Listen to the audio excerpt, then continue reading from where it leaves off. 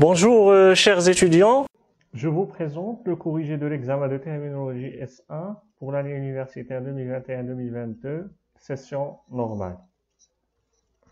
La première question, laquelle des affirmations suivantes est fausse? La richesse chez les physiocrates est basée sur l'agriculture.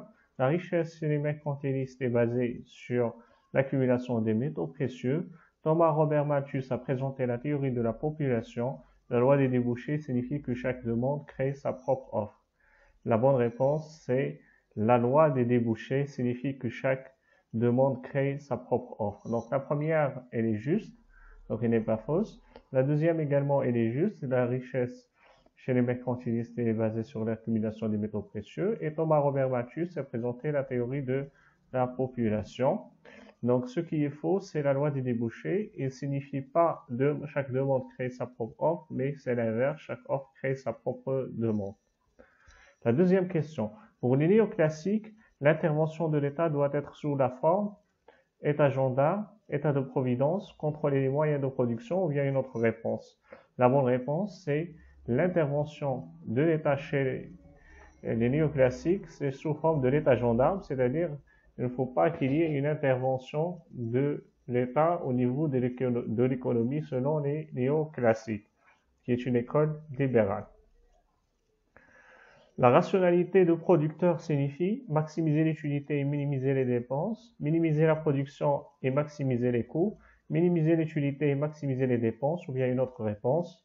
Donc la bonne réponse, c'est autre réponse, ce qui signifie maximiser la production et minimiser les coûts, et non pas l'inverse comme il est mentionné dans cette question. Quatrième question, le TMS YX, là il faut faire attention que c'est ici, c'est Y qui précède le X, ce n'est pas l'inverse, c'est égal à 3, signifie le consommateur doit renoncer à 3 unités de bien Y pour ajouter une unité supplémentaire de bien X et rester sur le même niveau de satisfaction. Hein, le consommateur doit consommer 3 unités de bien X, voilà, pour ajouter une unité supplémentaire de bien Y et rester au même niveau de satisfaction. Ou bien le consommateur doit renoncer à 3 unités de bien X pour ajouter 3 unités supplémentaires de bien Y et rester au même niveau de satisfaction, ou bien une autre réponse. Donc la bonne réponse, c'est que le consommateur doit renoncer à 3 unités de bien X pour ajouter une unité supplémentaire de bien Y et rester au même niveau de satisfaction. Cinquième question, chasser de théoricien qui contredit le courant classique, c'est-à-dire qui est contre le courant classique. Est-ce que c'est Karl Marx, Adam Smith, David Ricardo ou Jean-Baptiste Say? Donc les trois derniers, ils sont du courant classique. Alors ce qu'il faut aller cocher, c'est Karl Marx. Sixième question, quel est le courant qui constitue un prolongement du courant classique? Est-ce que c'est le courant néoclassique, le courant marxiste, le courant keynésien ou bien une autre réponse? Donc il fallait mentionner que c'est le courant néoclassique qui constitue le prolongement du courant classique. Dans la phase de rendement croissant, la productivité marginale est-elle croissante, décroissante, les deux à la fois, ou bien une autre réponse? Donc la bonne réponse, c'est dans la phase de rendement décroissant, la productivité marginale, elle est décroissante. Selon Marx, la récurrence des crises est due principalement au système capitaliste, à l'intervention de l'État, au système monétaire, ou bien une autre réponse. Donc la bonne réponse, c'est la récurrence des crises, selon Marx, elle est due principalement au système capitaliste. La neuvième question, pour les néoclassiques, la valeur d'un bien est associée à son utilité, au nombre d'heures de travail incorporées, les deux à la fois, ou bien une autre réponse. Donc la bonne réponse, c'est à son utilité. La dixième question, les théories développées par Karl Marx sont, on nous demande de chasser l'intrus. Donc vous avez la théorie de la plus-value, est-ce qu'elle est développée par Karl Marx? Oui. Théorie d'accumulation également. Théorie d'exploitation? Non. Et la théorie d'approvisionnement? Oui. Donc l'intrus, c'est la théorie d'exploitation. L'utilité marginale est définie comme la variation de l'utilité totale suite à l'augmentation de la consommation d'une unité additionnelle, l'utilité procurée par la consommation d'une unité de plusieurs biens, l'utilité additionnelle générée par la diminution de la consommation, ou bien une autre réponse. Donc la bonne réponse, c'est que l'utilité marginale est définie comme la variation de l'utilité totale suite à l'augmentation de la consommation d'une unité additionnelle. La 12e question, la fonction de production de longue période désigne le facteur capital fixe, facteur travail variable, le facteur travail fixe, le facteur capital variable. Les deux facteurs sont variables, capital et travail, ou bien une autre réponse.